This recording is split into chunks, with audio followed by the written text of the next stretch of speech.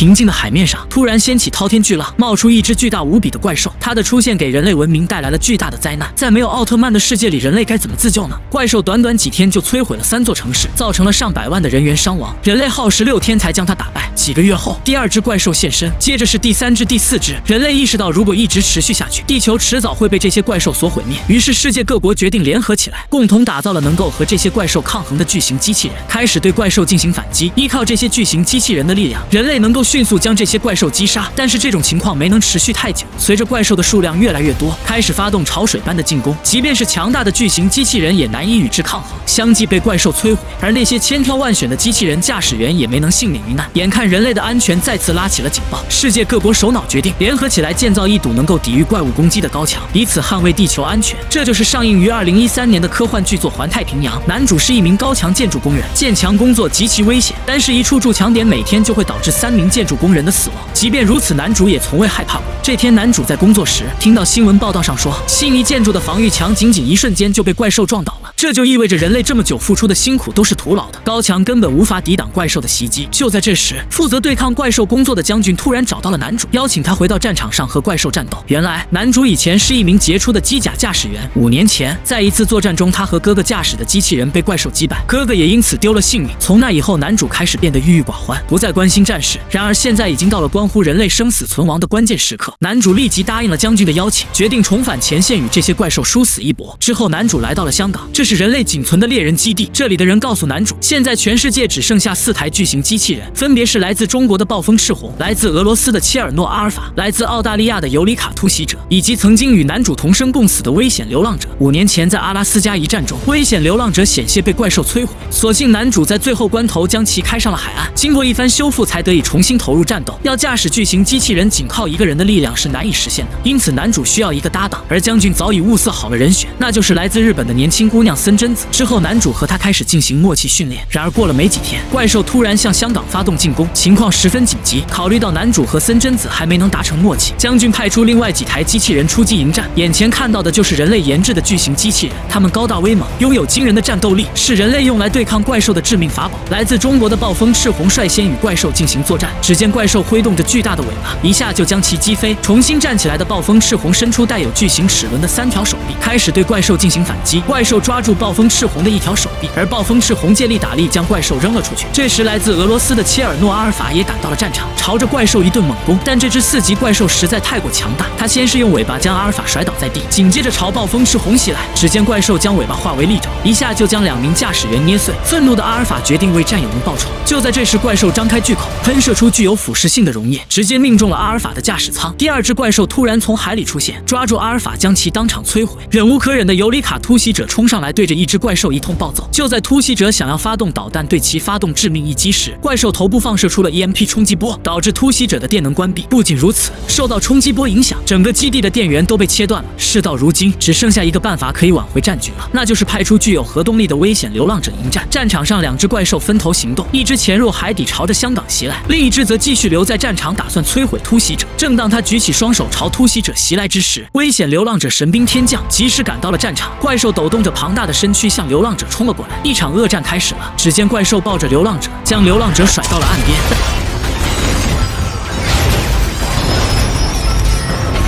但流浪者并没有畏惧，他站起身来，朝着怪兽飞奔而去，一记铁拳将怪兽击倒在地，接着对怪兽一顿胖揍，打得怪兽找不着北。慌乱中，怪兽捡起灯塔击中了流浪者，而流浪者也不甘示弱，拿起集装箱进行反击。最后，流浪者发动等离子炮，朝着怪兽连开数炮，彻底消灭了他。随后，流浪者开始寻找另一只怪兽，还顺手拿起一艘游轮当武器。见到怪兽后，流浪者直接用游轮向怪兽砸去，可怪兽也不是吃素的，向流浪者疯狂地发动反击，将流浪者击倒在地。等流浪者站起来后，发现怪兽不见了，于是流浪者再次对怪兽进行搜寻，可香港高楼林立，怎么也找不见怪兽的踪影。突然，怪兽撞破一栋商业大楼，一把抓住流浪者，流浪者向怪兽接连发动重拳，将怪兽打得抱头鼠窜。怪兽想要不计虫施用强酸腐蚀流浪者，但流浪者轻巧地躲开了。然后流浪者来到怪兽身边，扯住了他的舌头，想要将其消灭。就在这时，怪兽用双脚将流浪者击倒，然后张开了硕大的翅膀抓住流浪者向高空飞去。被带到空中的男主发现等离子炮已经用完了，女主则突然想到，他们们还有一把锁链剑可以使用。女主按下启动按钮，一把巨剑出现在流浪者手中。流浪者手起刀落，直接解决了怪兽。由于没有飞行系统，流浪者开始向下坠落，从这么高的高空落下，即使是钢铁之躯也必死无疑。千钧一发之际，流浪者从胸口喷射出大量燃料，以此减弱坠落的重量。流浪者重重地砸到地上，浓烟散去之后，他重新站了起来。他赢了，这次战斗重新燃起了人类的希望。战斗结束后，基地对流浪者进行了紧急修复，为最后的决战做准备。这一次，他们要深入到太平洋海底，炸毁怪兽来到地球的虫洞。世界上仅存的2台巨型机器人被投放到太平洋中，驾驶员们知道在这里还有2只巨型怪兽等待着他们的到来，于是小心地朝着深海行进。就在他们来到虫洞面前时，一只史无前例的5级怪兽从裂缝中出现，突袭者率先发起进攻，但一下就被怪兽打飞。正当流浪者打算进行增援时，却被另一只怪兽从一旁偷袭。2只怪兽一起向流浪者发动进攻，将流浪者的右手直接咬断。流浪者顶住进攻，用锁链剑刺穿了怪兽的头颅，然后将它拖到火山口燃烧。怪兽逃离后，另一只怪兽又向流浪者袭来。流浪者没有畏惧，举起手中的巨剑，从口中直接插进了怪兽的体内。另一边，突袭者独自应对这只5级怪兽，凭借出色的战斗经验，将军将怪兽打得节节败退。怪兽大吼一声，叫来了同伴支援。正当2只怪兽向突袭者袭来之时，将军抱着必死的决心引爆了自己，一颗巨型核弹在海底炸开。刹那间，浩瀚的海洋竟然产生了一个无水空间，但回流的海水对流浪者造成了不小的冲击。他不敢耽搁，开始朝虫洞逼近。就在即将到达终点时，那只5级怪兽又出现了，竟然连核弹都炸不死他。流浪者见状，发动火箭推进，将怪兽推向虫洞，并用胸前的燃料烧穿了怪兽的心脏，这才彻底消灭了他。之后，流浪者穿过虫洞，来到了怪兽生存的世界，这里到处都是面目狰狞的怪兽。男主迅速启动了反应堆，然后搭乘救生舱逃回了地球。随着流浪者的爆炸，怪兽的世界被炸毁，同时也破坏了连接地球的虫洞。影片最后，男女主角漂浮在海面上，庆祝着来之不易的胜利，人类终于恢复了正常的生活。